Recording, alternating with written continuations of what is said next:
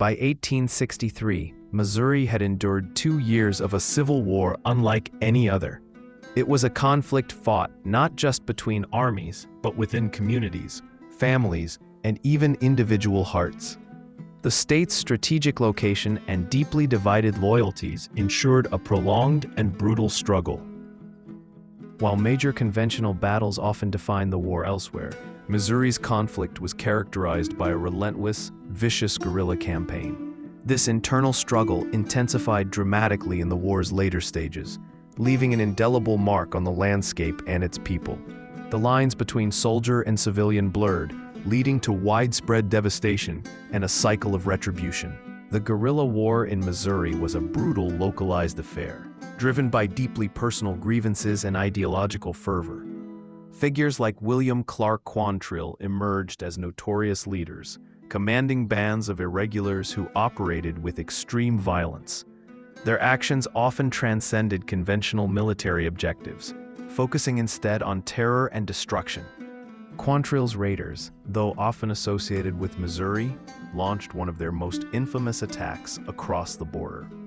In August 1863, they descended upon Lawrence, Kansas, a known abolitionist stronghold. The raid resulted in the massacre of nearly 200 men and boys, and the burning of much of the town.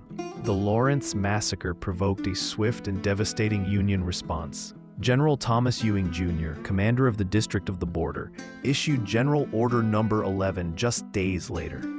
This decree mandated the forced evacuation of 4 western Missouri counties: Jackson, Cass, Bates, and parts of Vernon.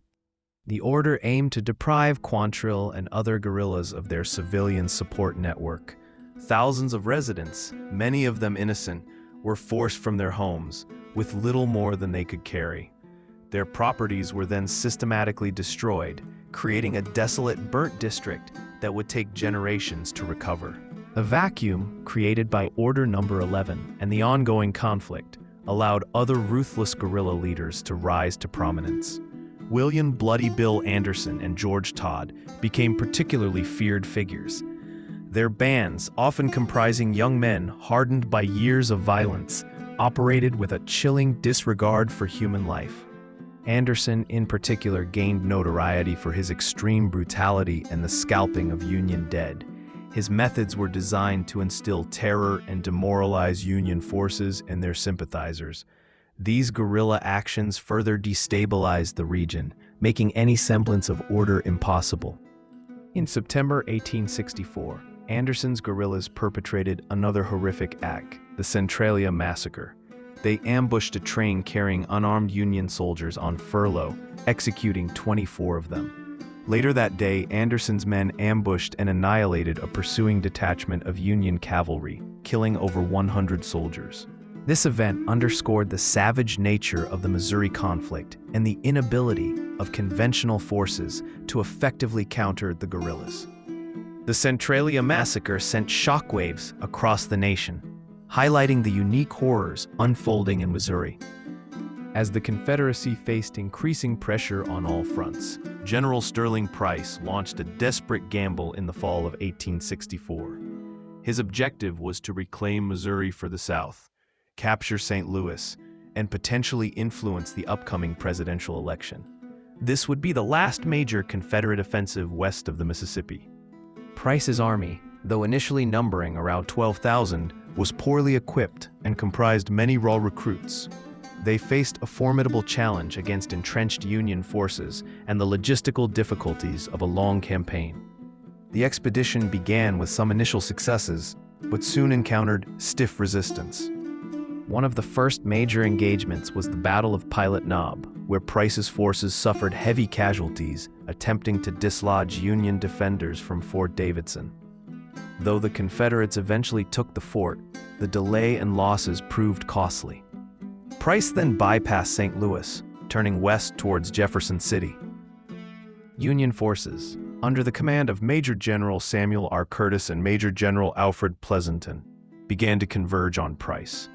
The decisive engagement came at the Battle of Westport, near Kansas City, in October 1864. This massive battle, sometimes called the Gettysburg of the West, involved over 30,000 troops. Price's forces were decisively defeated at Westport, marking the end of any realistic hope for a Confederate resurgence in Missouri. His army was then relentlessly pursued south, suffering further defeats and heavy losses during their retreat through Kansas and into Arkansas. The expedition was a catastrophic failure, effectively ending large-scale Confederate operations in the state. With Price's defeat, the conventional war in Missouri largely concluded, but guerrilla activity persisted until the very end of the conflict. The state remained a battleground of small-scale skirmishes and acts of vengeance. The war's end brought little immediate peace to Missouri. The scars of the conflict, particularly the deep divisions and the devastation of the border counties, lingered for decades. Missouri's experience in the Civil War was uniquely brutal, a testament to the profound ideological and personal stakes involved. It shaped the state's identity and left a complex legacy that continues to be studied and understood.